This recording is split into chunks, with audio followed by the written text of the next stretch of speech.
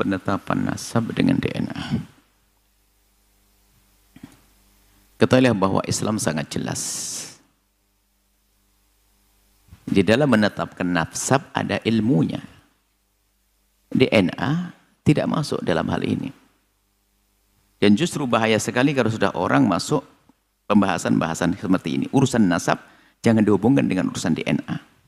DNA baru berguna nanti adalah misalnya untuk masalah kejahatan, untuk mencari atau untuk mengetahui tentang bukan urusan nasab. Kalau nasab sudah ada di dalam Islam, hati-hati, bahaya sekali nanti. Sebab kalau DNA itu nggak kenal akad nikah, biarpun nggak nikah, DNA bisa saja nyambung, nggak ada pernikahan. Sementara di dalam Islam ada namanya pernikahan yang sah. Jadi untuk dianggap ini keturunannya siapa adalah dengan pernikahan yang sah. Makanya menentukan nasab adalah dengan istifadhah. Misalnya di kampung itu sudah didengar bahwasanya si A anaknya si B. Sudah, jangan banyak tanya. Selagi orang ngomong itu anak saya, benar anakmu? Iya, selesai. Jangan bertanya ribut nikah kamu di mana dan Anda ini fudul, kurang ajar. Cukup dia mengatakan anak saya, selesai. Atau pengakuan atau di masyarakat sudah mengatakan oh anaknya fulan. Di kampung Anda sudah tahu bahasa Anda anaknya ibu Anda, sudah tahu semuanya. Itu sudah cukup. Assalamualaikum warahmatullahi wabarakatuh. Saudara-saudaraku, yang namanya ulama itu adalah manusia-manusia yang terbuka untuk mempelajari ilmu apapun, termasuk perkembangan ilmu kekinian atau ilmu modern. Bukanlah ulama kalau terus menutup diri, merasa pendapatnya paling benar, lalu pendapatnya orang lain salah. Bukanlah ulama yang terus menyatakan bahwa perlakuan ini tidak sah, perlakuan itu tidak sah, syariat itu adalah persis apa yang saya pahami dan orang lain tidak berhak untuk mengubah-ubah. Kalau ada kiai-kiai atau ulama model kayak gini, maka perlu dipertanyakan. Misalnya Buya Yahya seperti dalam ceramahnya tersebut. Dia tidak mengajarkan bagaimana orang harus mempelajari sebuah sistem keilmuan yang baru. Tidak bisa langsung menutup diri lalu menyalahkan DNA itu ada salah. Belum lagi alatnya ini, alatnya itu. Belum lagi siapa yang menciptakan.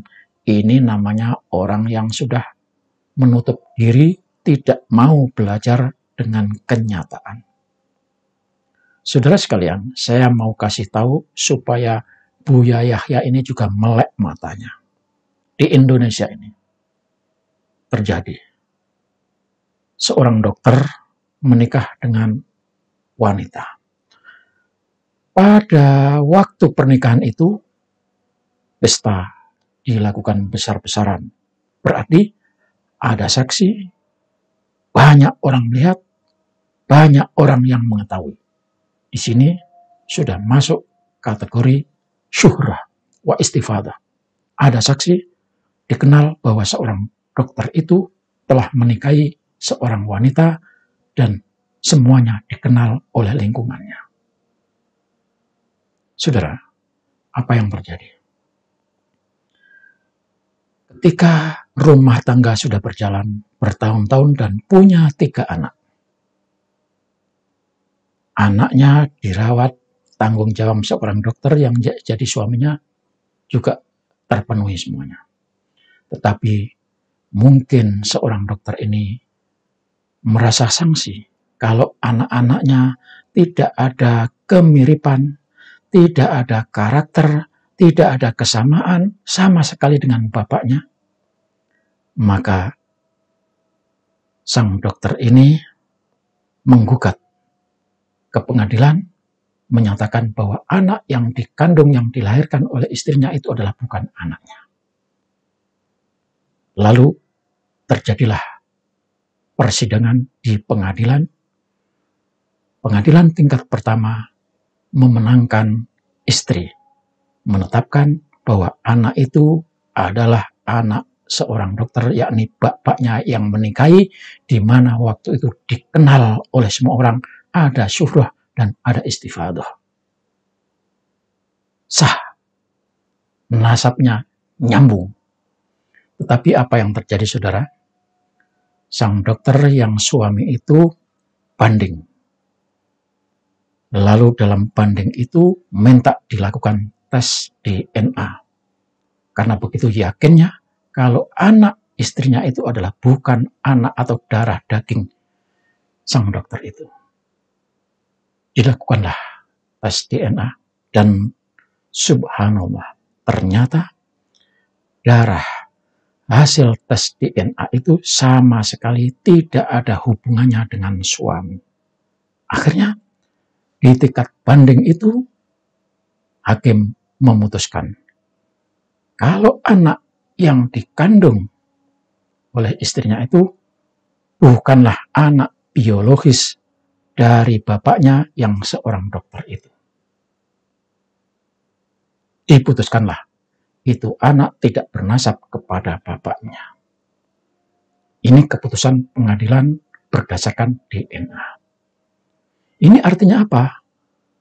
Tes DNA biologis bisa menetapkan atau membatalkan nasab.